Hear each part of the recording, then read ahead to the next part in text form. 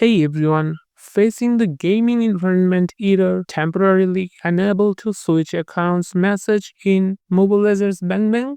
Don't worry, I got you covered. This error usually happens due to corrupted game files, network issues, or account management problems. Here how you can fix it. First, clear the cache of the Mobile Legends game. Go to your phone settings, then app management, or manage apps. Then find Mobile Legends from the list. Then storage and tap on clear cache. Restart the app and try switching accounts again.